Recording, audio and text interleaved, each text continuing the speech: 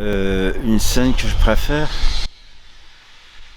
Une scène que je préfère, c'est le chant de Coquelicot. Le chant de Coquelicot parce que c'est mon premier souvenir d'enfance. Ma mère elle me faisait tourner. Enfin, ma mère, ouais, je pense que c'était ma mère parce que quand on nous a séparés, j'ai pleuré comme je sais pas quoi. Et ça, c'est mon premier souvenir d'enfance, c'est mon plus beau souvenir. J'étais heureux. J'étais heureux qu'elle me faisait tourner l'avion. Bon, j'étais très très très bien.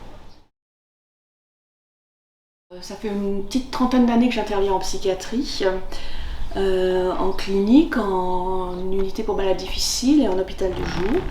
Et puis il y a eu une proposition avec la SISM, Semaine d'information de santé mentale, où on a monté un premier spectacle avec des patients, un spectacle qui s'appelait Bribes de famille. Puis s'est créé un mouvement un peu porteur qui fait qu'on a continué avec un autre spectacle, toujours dans le cadre de la SISM, et on est sorti de la SISM cette année en montant un spectacle qui parle pas forcément de la santé mentale, mais qui parle de la famille. Donc quand on parle de la famille, on parle forcément de problèmes de bien-être et de problèmes d'existence de nos humains. Donc voilà, et on a continué avec cette troupe, donc formée de patients issus de la psychiatrie, d'usagers de la psychiatrie, de soignants et de comédiens et danseuses professionnelles. Voilà, qui maintenant est vraiment sous forme de troupe, c'est-à-dire sous forme de groupe soudés et complices. J'ai la mémoire qui flanche, je me souviens plus très bien. Habitait-il ce vieil hôtel bourré de musiciens? Pendant qu'il dort, pendant que je, pendant qu'on faisait la fête, tous ces saxos, ces clarinettes qui me tournaient la tête. J'ai lancé l'idée de la mémoire et je ne m'attendais pas à ce que ça résonne aussi vite auprès des personnes qui étaient là, auprès des comédiens de la troupe. Et du coup, on est parti sur cette idée. Après, pendant 1 ou 2 mois, on a papoté, discuté, balancé des idées, fait des impros, mangé des tagadas en improvisant. Voilà, on a fouillé tout ça. Et puis, chacun a choisi son rôle et ce qu'il voulait dire, pour quel discours lui servirait ce rôle. Après, certains comédiens ont écrit leur texte, d'autres l'ont fait en impro et j'ai plus qu'à retranscrire. Il aura une vision très à l'opposé du souvenir qu'il avait, et ce serait ses proches qui disent non mais il y a un problème par rapport à ses souvenirs. Il a embelli par exemple un souvenir. C'est ça, pour que ce soit moins traumatisant, et il aurait lui-même changé ses souvenirs. Vous étiez parti sur quoi les filles? Disons que la semaine dernière, on était parti sur. Il y en a une qui est fantôme. Oui. Parce que voilà, c'est la personne qui est un peu plus. C'est le comédien qui est un peu plus. La comédienne qui est un peu plus en retrait, etc. Après, pourquoi pas? Mais après, je trouve que c'est. 40 jours après la mort, l'âme s'envole. Mais je suis restée. Moi, je suis restée. Mais moi, je suis restée. Tu ne me vois pas, Charlotte. Tu ne crois pas en moi, Raphaël. Mais je suis là. Mais je suis là. Mais je suis là. Tu n'as le droit à aucune allitération, tu ne peux pas faire je suis là. On n'a pas joué, on n'a pas répété pendant 15 jours et là je me suis mise à la table et j'ai écrit des textes en fonction de tout ce qui avait été dit, de tout ce que j'avais engrangé en dictaphone ou simplement en notes. Et puis certains rôles ont été créés, les blouses blanches n'existaient pas, elles ont été créées. L'introduction des textes classiques aussi. Le rôle de Marie, photographe, elle devait faire la jeune fille en robe rouge, elle s'est retrouvée photographe. Voilà, donc tout ça c'est un petit peu créé avec tout ce matériau que tout un chacun avait apporté. Et puis après on est passé à la scène et à la répétition et à la construction et à la déconstruction avec l'intervention aussi de chacun selon ce qu'il désirait ou ce qu'il ne désirait pas. Il est quand même, d'ailleurs il t'a demandé t'as des scrupules, t'as répondu non. Ça c'est intéressant je trouve parce que du coup il a pris de l'épaisseur ton personnage. C'est pas simplement youpi youpla la glace à la noix de coco. Quand même c'est un mec un peu. Alors dis-nous si ça te satisfait parce que tu peux dire non. Là... Et en création aussi il y avait des choses qui étaient écrites qui ont été modifiées, des choses qui étaient établies qui ont été modifiées. Enfin voilà ça s'est fait comme une création théâtrale normale on va dire normale.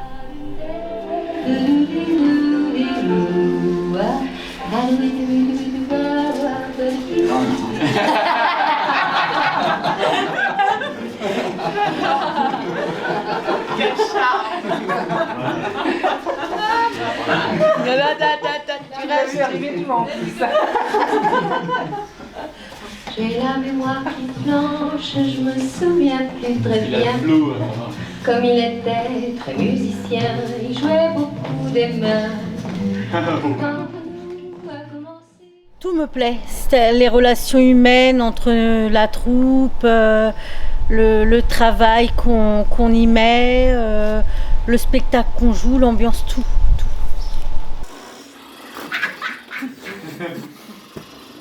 Pense à un cheval, mais un cheval abruti. Ça va faire plus rire. Détends la lèvre. Regarde, détends. Ouais. Bon, avec le théâtre, j'ai quand même trouvé une stabilité, aussi avec les gens. C'est très très riche, très très intéressant. C'est vrai qu'on peut exprimer nos émotions, on peut les faire travailler, parce que moi c'est ma partie la plus sensible, c'est bien les émotions. Donc l'approche du théâtre, c'est aussi une approche de soi-même. On peut mieux se connaître à travers le théâtre. Ce qui est bien, c'est que Christine, notre mise en scène, s'inspire de nous, mais elle nous fait révéler aussi une partie de notre personnalité qu'on ne peut pas s'imaginer. Eh bien, je saurais, tu pars.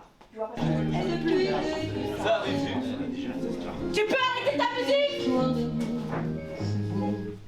Ça nous révèle quelque chose en nous quand même, et puis non, c'est très riche, c'est vraiment merveilleux. Et je compte continuer comme ça, parce qu'on est autour aussi de gens merveilleux. Voilà.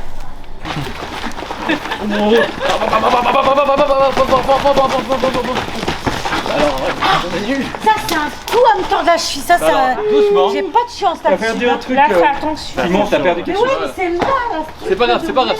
Est-ce que tu t'es tordu la cheville? Non, Ah c'était voilà, c'est le presque. principe. Eh ben on arrête. Ma vision du théâtre, c'est je transmets, la transmission. Donc on m'a donné des choses, j'ai rencontré des gens formidables dans ma vie professionnelle au théâtre, mais comment moi maintenant en tant que comédien, je peux le transmettre à l'autre. Il y a plus de secondes de réflexion. Sinon, c'est toi qui reprends. Concentre-toi bien. Pas trop. Zap. Voilà. Zip. Zip. Zip. Boum. Zap. Zap. Zap. Boum. Zip. Zip. Zap. Zap. Oh merde. Donc 3 fois Homer. Peu importe d'où tu viens, si tu es catalogué malade ou pas malade, professionnel ou pas, c'est que en répétition, sur le plateau, on est tous au même niveau. On s'entraide. Voilà, dans une société qui développe l'individualisme, le repli, là c'est tout le contraire. On s'ouvre à l'autre, des gens avec qui on n'aurait jamais parlé dans la vie de tous les jours. Là, on va communiquer, on va apprendre à se connaître. Et puis on apprend de tout le monde. Là, moi, il y a des comédiens là, amateurs, et quand je les vois jouer, je prends une claque. Je me dis, mais ils ont une simplicité que des fois, nous, professionnels, on oublie d'avoir. Et il y a une sincérité. Je suis perdu. Je suis assassiné. On m'a coupé la gorge. On m'a dérobé mon argent. Yes.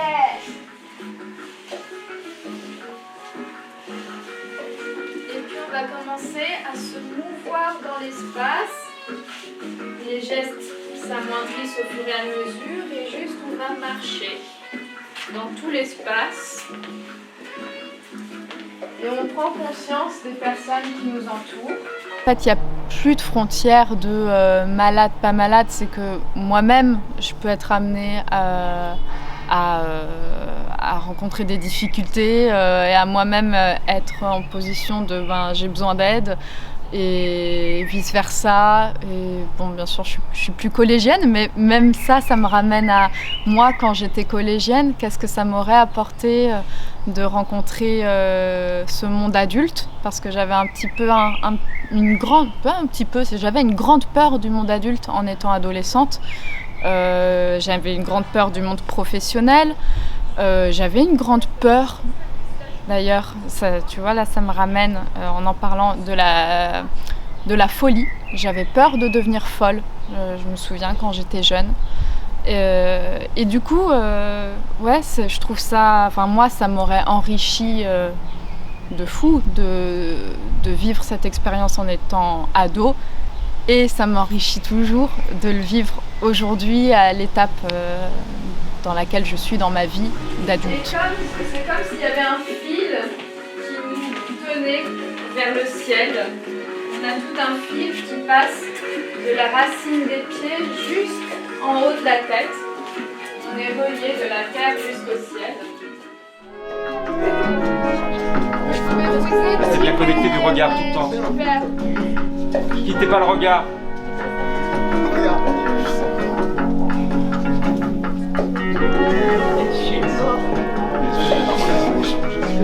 De base, on allait voir un spectacle qui s'appelait Contes de Fées, qui était avec cette troupe. Et donc après, Christine a fait des ateliers théâtre avec notre classe. Et du coup, Christine s'est dit, qui était en train d'écrire ou qui avait écrit son spectacle, s'est dit que ça serait une bonne idée d'intégrer 2 collégiens à son spectacle. Et du coup, elle a proposé à notre classe, et du coup, Harold, donc l'autre personne, et moi, on s'est porté volontaire et du coup, voilà, on a rejoint la troupe pour ce spectacle en tout cas. Après, on verra pour la suite. C'est que nous pouvons nommer le non-dit. Ou le secret de famille. Ou le cheveu sur la soupe. Pour moi, ça a été un régal de leur faire jouer des psychiatres, franchement, un régal. 2 collégiens de 15 ans, 2 ados qui se sont mêlés au groupe, qui ont amené leur fraîcheur d'ado, leur questionnement d'ado, leurs questions nombreuses d'ado. Attention, Simon a une question. Le truc, c'est que au début, en fait, il faut qu'on soit un peu... C'est pas blasé qu'il faut, c'est qu'on soit un peu heureux quand même, on est content d'être là. Parce que si on est...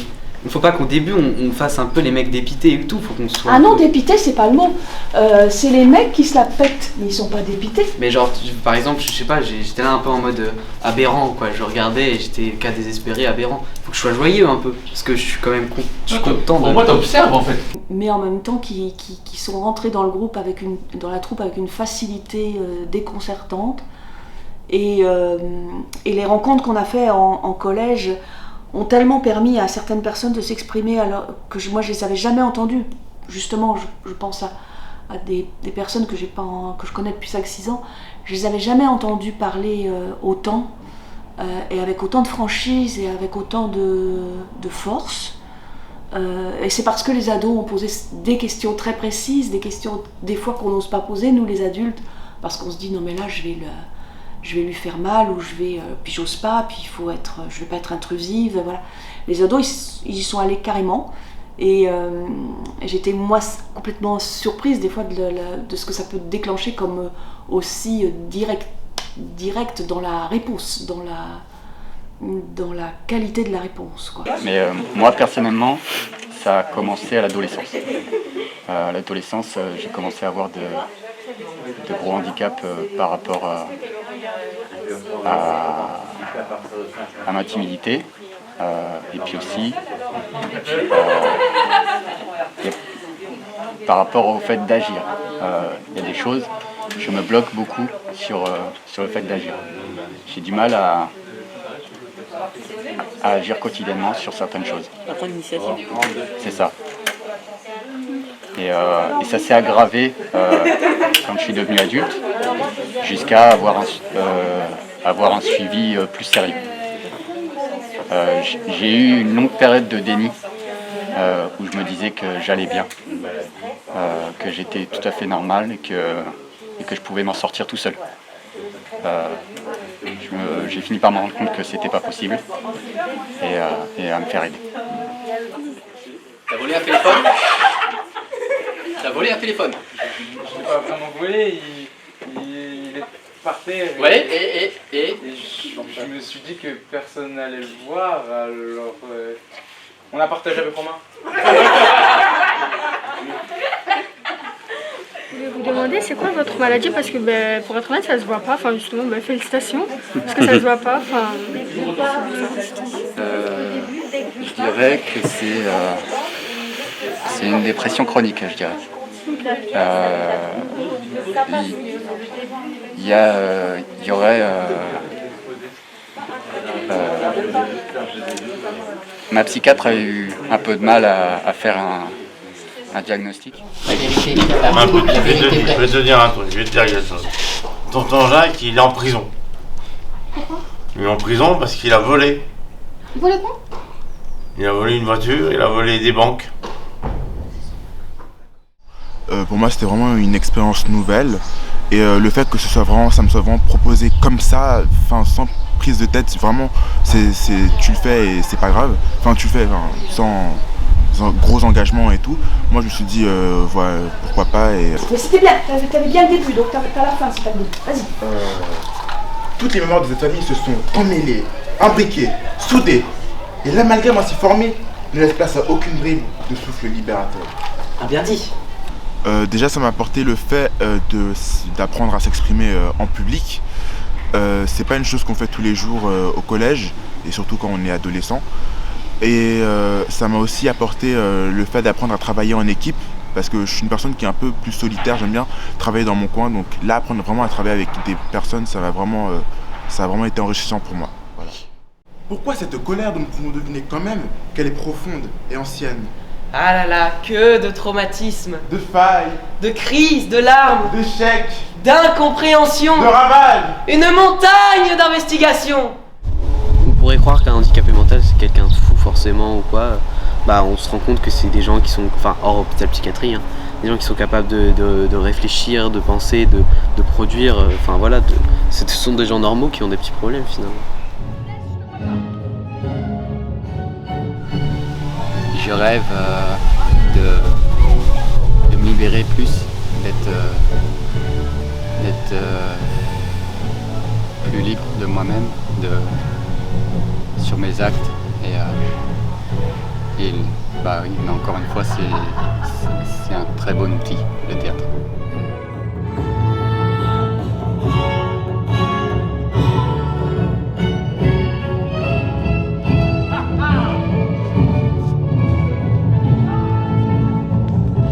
Répondre au téléphone, d'accord, frère, père, mère, soeur, oncle, tout ça.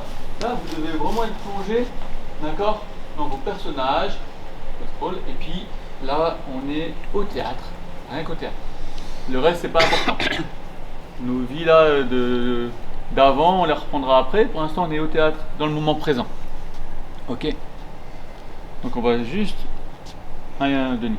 Attends, j'éteins mon téléphone parce que s'il sonne... Ouais, très bien, Denis. Moi, c'est ma parenthèse enchantée. C'est-à-dire, j'arrive, je suis contente de voir tout le monde, je suis contente de voir tout le monde, je prends plaisir à être là, même quand je vais pas bien.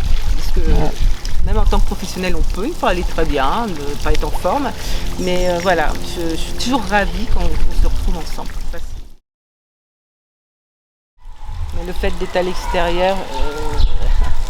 face à d'autres personnes, d'autres choses, ils sont différents. Ils sont différents. Et moi, je suis vraiment contente de les voir aussi comme ça. Et surtout comme ça, quoi. Et pas que comme je les vois à l'hôpital le jour. Là, moi, je les vois. Et tu as pu raconter ça à tes collègues un peu Je ne fais que ça. D'accord. Je devrais être présent tout en étant présent, bien qu'il soit évidemment absent. Vous commencez sérieusement à m'emmerder avec tous vos absents et tous vos présents. Oh, je l'ai passé. Dis-moi, est-ce qu'il y a dans cette famille quelqu'un qui est absent, mais qui devrait être présent, tout en étant présent, bien qu'il soit évident qu'il est absent? Et vous commencez sérieusement à m'emmerder avec tous vos absents et vos présents. Et je m'excuse, Selma, mais faut que je sois en colère. Attends, qu'est-ce qu'elle a? elle le refait sur la petite phrase de fin. Plus lisse, sage et discrète. Je te donne ce que j'aurais dû vivre. Prends-le. Prends-le, s'il te plaît. Je n'y arriverai pas. Que l'histoire de la stigmatisation, elle vient pas que de l'extérieur, hein, elle vient aussi de l'intérieur. C'est-à-dire que les soignants viennent voir ceux qu'ils voient en consultation ou pour une injection, etc., viennent les voir à l'extérieur et dans du jeu comme ça, ils viennent voir de quoi ils sont capables. Ça, c'est important. Allez, viens. Dis donc, il y en a des assiettes cassées. J'essaye d'être rassurante aussi, voilà, de rassurer, d'être vraiment à l'écoute de l'autre aussi pour... je me sens moins regardée en fait aussi, voilà, pour moi je suis là plus... Oui. C'est votre mari, Yvan, qui a élevé votre fils? Oui. Et il savait que vous étiez enceinte quand il vous a épousée? Oui. Oui. Mais c'était un mariage arrangé. C'est pas grave. Il était gentil. Pour prendre en charge des fois les échauffements ou des fois dans des discussions. Ça peut être pour rassurer quelqu'un ou faire travailler un peu le texte. Ou il peut y avoir un rôle aussi un peu comme ça. Alors, il est 2h05, le public rentre précisément à 2h30, donc vous avez un petit temps. Ah, il rentre qu'à 2h30. Ah ouais. Vous avez un petit temps. Comme a dit Omar tout à l'heure, et c'est vraiment, il faut insister là-dessus, c'est votre moment. Toute autre pensée, de tout autre moment, de toute autre chose qui se passe dans votre vie, n'entre pas dans ce moment. Moi, au niveau de la mise en scène ou de l'écriture, c'est ça qui m'intéresse, c'est toucher des publics bah pareil, c'est le même principe du chemin de traverse. Hein. C'est pas forcément le chemin des grands théâtres, mais c'est le chemin de traverse et les gens et l'humanité, les humains, le lien, voilà. Donc oui, que ça continue et que ça perdure et que ça s'amplifie sur les années. Je te remercie, t'es adorable.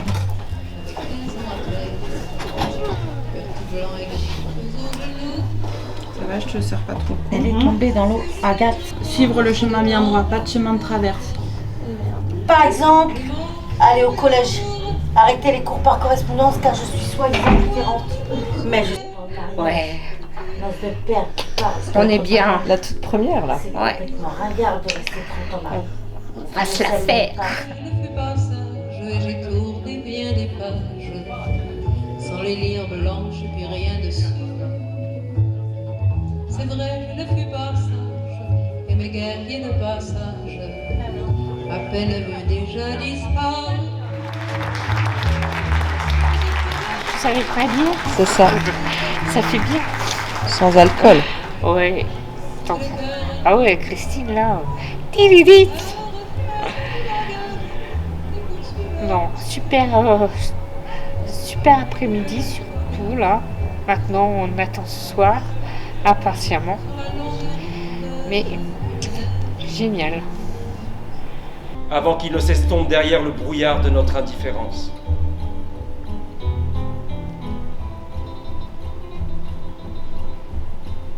Mon amour, comme j'aurais aimé entendre ton souffle s'affoler, tes mots se perdre et se crier. Surtout, je crois que c'est ça qui nous tue, j'allais dire, de nous mettre dans des cases. Et qu'il faut, si le spectacle pouvait permettre de casser les murs et de se rendre compte qu'il y a juste à tendre la main et échanger, et qu'on a tous quelque chose à apprendre de l'autre, quel qu'il soit.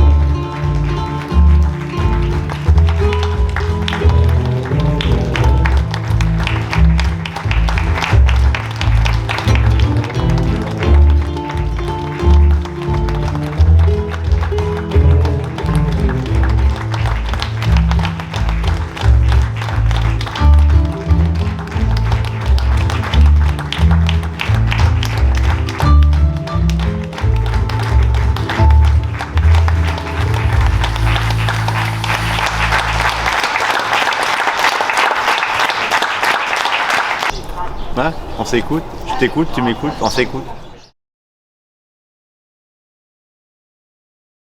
Si vous avez envie de faire du théâtre, mettez-vous-y, hein, allez-y, hein, éclatez-vous, laissez votre corps parler et voilà quoi.